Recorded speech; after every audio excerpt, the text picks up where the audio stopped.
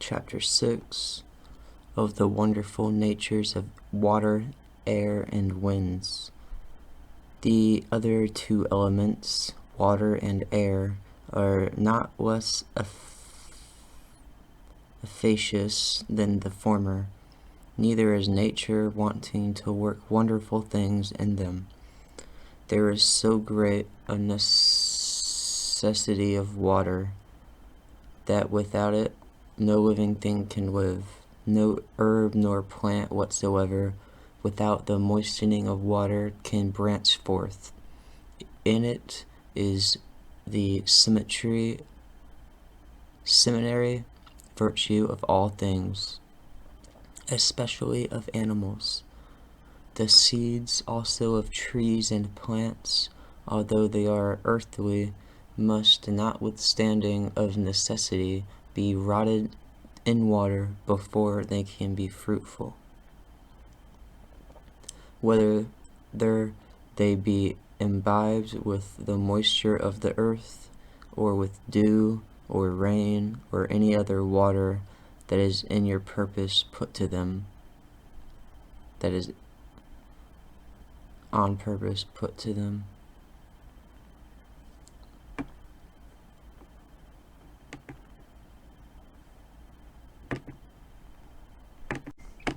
For Moses writes that only earth and water bring forth a living soul, but he ascribes a twofold production of things to water, of things swimming in the waves, and of things flying in the air above the earth, and that those productions that are made in and upon the earth are partly attributed to the very water.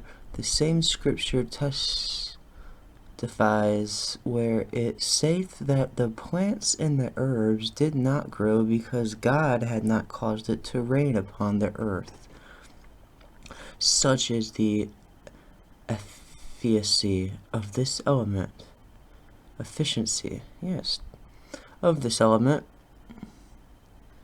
of water, that spiritual regeneration cannot be done without it, as Christ himself testified to Nicodemus. Very great also is the virtue of it in the religious worship of God, in explanations and purifications. The necessity of it is no less than that of fire. Infinite are the benefits, and diverse are the uses thereof, as being that the virtue, by virtue of which all things subsist, are generated, nourished, and increased. Thence it was that Thales of Miletus and Hesiod concluded that water was the beginning of all things, and said it was the first of all the elements, and the most potent, and that because it hath the mystery over all the rest. For, as Pliny saith, waters swallow up the earth, extinguish flames, ascend on high, and by the stretching forth of the clouds challenge the heaven for their own. The same falling become the very cause of all things that grow in the earth. Very many are the wonders that are done by waters, according to the writings of Pliny, Solius, and many other historians of the wonderful virtue there whereof. Ovid also makes mention in these verses. Horned Hammonds water at high noon, are cold, hot at sunrise and setting sun. Wood put in bubbling thalamus and fired the fire. The moon then forth from the sun retired. Ciconian streams congeal his guts to stone, that thereof drinks, and what therein is thrown. Crathius and Sybaris from the mountains rolled, color the hair like amber or pure gold. Some fountains of a more prodigious kind not only change the body but the mind. Who hath not heard of obscene Salmachus, of the Ethiopian lake? For who of this but only taste, their wits no longer keep, or forthwith fall into a deadly sleep? Who at Clitoris fountain thirst remove, loath wine, and abstains mere water love, with streams opposed to these licitous flows, they reel as drunk who drink too much of those. A lake in fair Arcadia stands, of old called Phemius, suspected as twofold, fear and forbear to drink therefore at night. By night unwholesome, wholesome by daylight. Josephus also makes relation of this wonderful nature of a certain river betwixt Arsenia and Ralphaea, cities of Syria, which runs with a full channel all the Sabbath day, and then on a sudden ceaseth, as if the springs were stopped, and all the 6 days you may pass over it dry shod. But again, on the 7th day, no man knowing the reason of it, the waters return again in abundance as before. Wherefore, the inhabitants thereabout called it the Sabbath day river, because of the 7th day, which was holy to the Jews. The Gospel also testifies to a sheep pool, into which whosoever stepped first after the water was troubled by the angel was made whole of whatsoever disease he had. The same virtue and efficiency, we read, was in the spring of the Jonian Nymphus, which was in the territories belonging to the town of Elis, at a village called Heraclea, near the river Cithron, which whosoever stepped into, being diseased, came forth whole and cured of all his diseases. Pausanias also reports that in Lycius, a mountain of Arcadia, there was a spring called Argia, to whom, as often as the dryness of the region threatened the destruction of fruits, Jupiter's priest of Lycus went, and after the offering of sacrifice, devoutly praying to the water of the spring, holding a bough of the oak in his hand, put it down to the bottom of the hallowed spring. Then the waters, being troubled, a vapor ascended. From henceforth the air was blown into clouds, in which, being joined together, the whole heaven was overspread, which being a little after dissolved into rain, watered all the country most wholesomely. Moreover, Rufus, a physician of Ephesus, besides many other authors, wrote strange things concerning the wonders of waters, which, for aught I know, are found in no other author.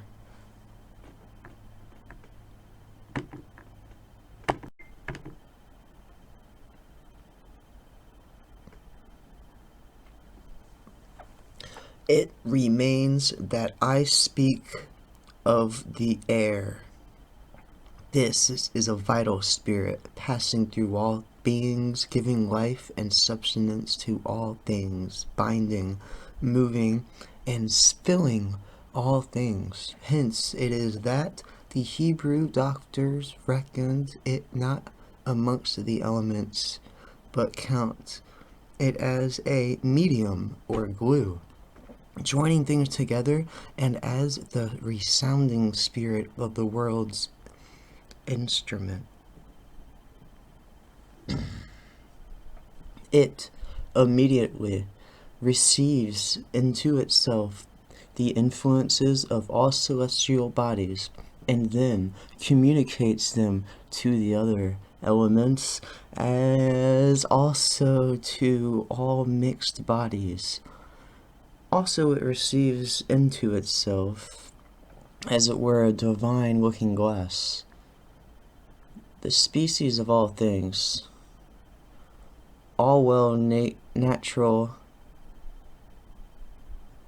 as artificial, as also of all manner of speeches, and retains them, and carrying them with it, and entering into the bodies of men and other animals through their pores, makes an impression upon them, as well when they sleep as when they be awake, and affords matter for divers strange dreams and divinations.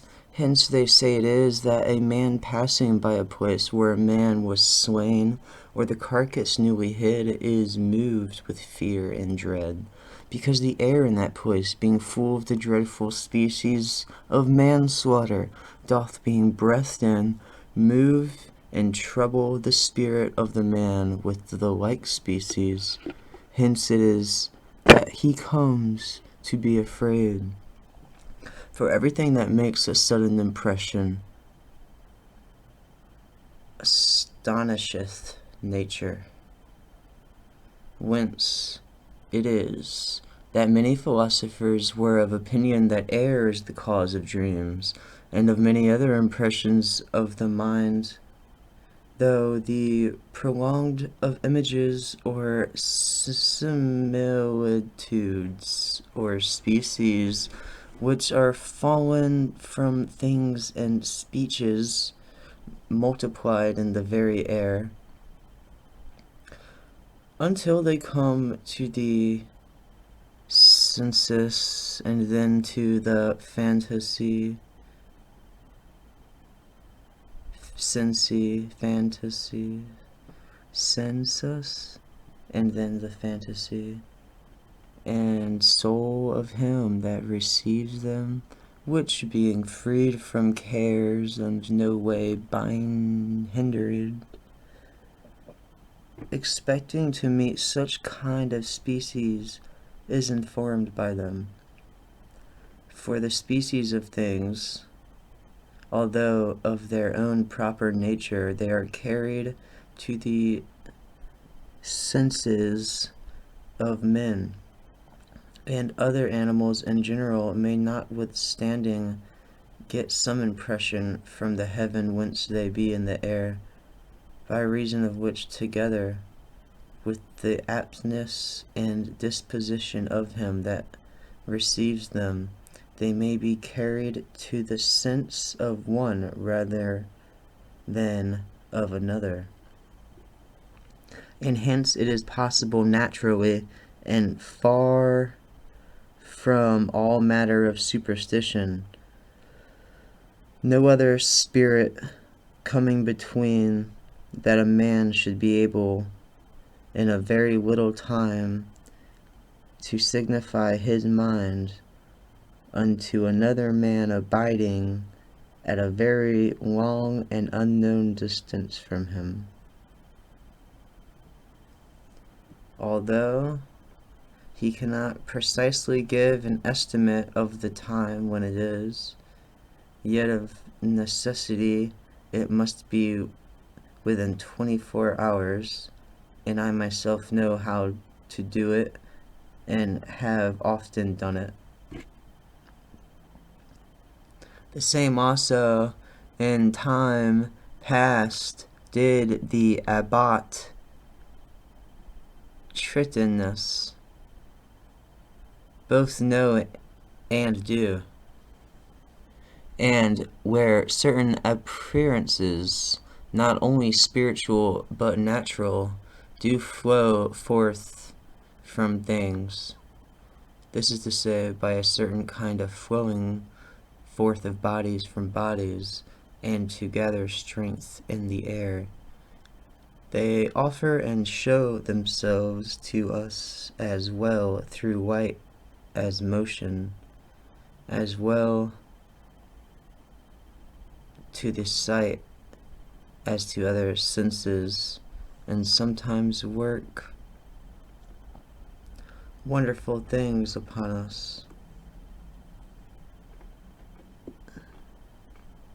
as Plotinus proves and teacheth.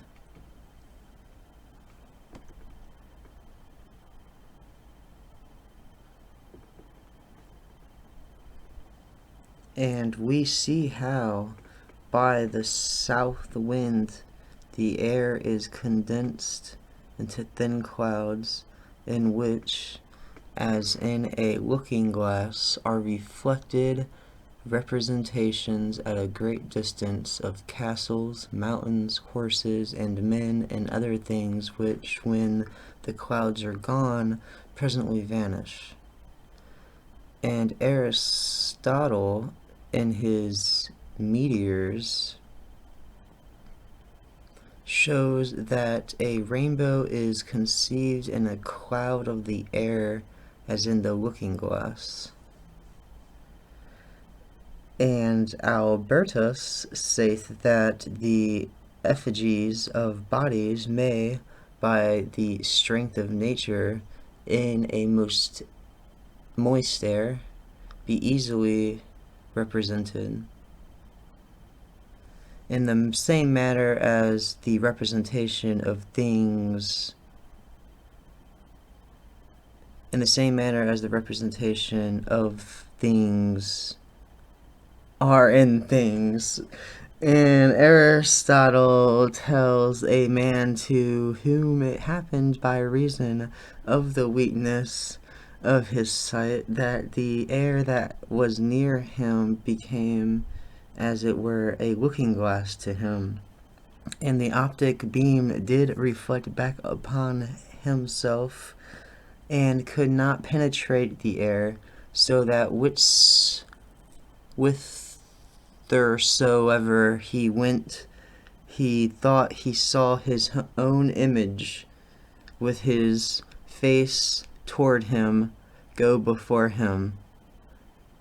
In like manner, by the artificialness of some certain looking glasses, may be produced at a distance in the air besides the looking glass what images we please, which, when ignorant men see, they think they see the appearances of spirits or souls, when indeed they are nothing else but semblances kin to themselves and without life.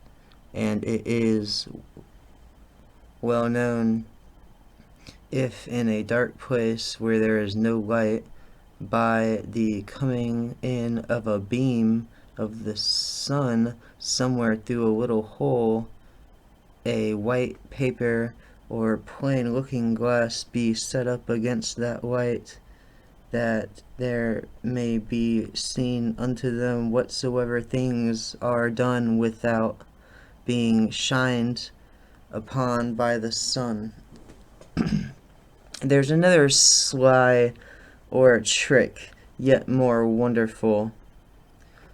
If anyone shall take images artificially painted or written letters, and in a clear night set them against the beams of the full moon, whose resemblances being multiplied in the air, and caught upward and reflected back together with the beams of the moon, any other man that is privy to the thing at a long distance sees, reads, and knows them in the very compass and circle of the moon, which art of declaring secrets is indeed very profitable for towns and cities that are besieged, being a thing which Pythagoras long since did often do, and which is not unknown by some in these days.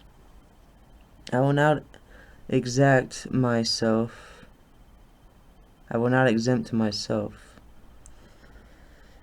And all these, and many more, and greater than these are grounded in the very nature of the air, and have their reasons and causes declared in mathematics and optics. And as these resemblances are reflected back to the sight, they also sometimes to the hearing, as is manifested in the echo. But there is many more secret arts than these, and such whereby anyone may at a very remote distance hear and understand what another speaks or whispers softly. There is also from the airy element winds, for they are nothing else but air moved and stirred up. For these things are four that are principal, blowing from the four corners of the heaven.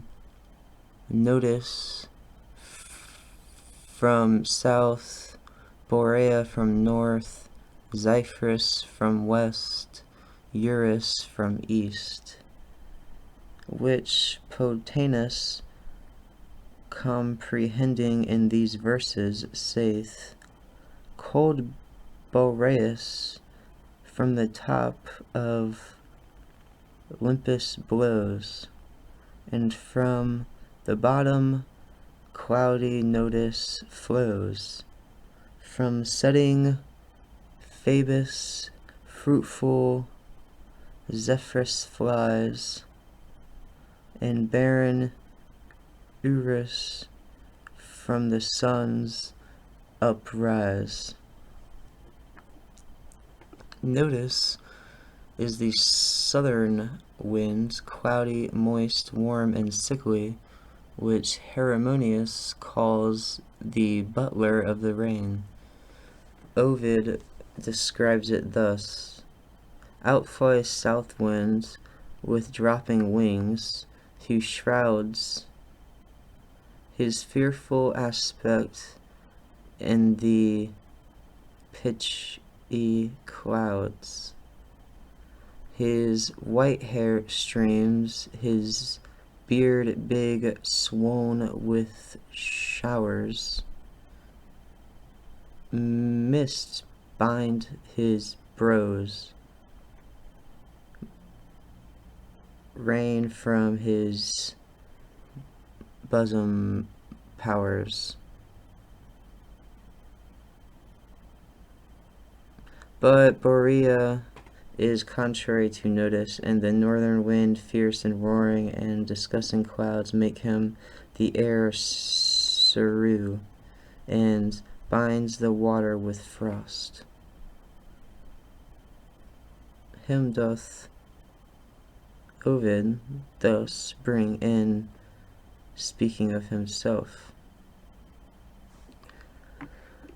Force me befits with this thick clouds I drive, toss the blue billows, knotty oaks uprive, congeal soft snow, and beat the earth with hail, when I my brethren in the air assail, for that's over field. We meet with such a shock that thundering skies with our encounters rock, and cloud-struck lightning flashes from on high, when through the crannies of the earth I fly, and force her in her hollow caves.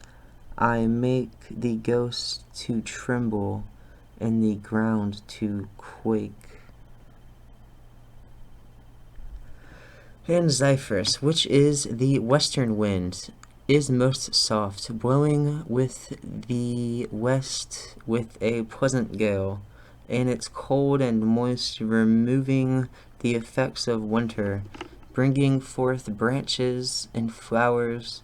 To this Eurus is contrary, which in the eastern wind, and is called Apelletheus. It is waterish, cloudy, and ravenous. Of these two Ovid sings thus: to Persis and Cebu, Euphrates flies, whose gums, perfumes, and blushing morns uprise, next to the evening and the coast that glows with setting Phoebus flowery Zephyrs blows. And Scythia horrid Boro holds his reign beneath bullets and the frozen wane. The land of the opposed dust are steep, with fruitful showers and clouds which ever weep.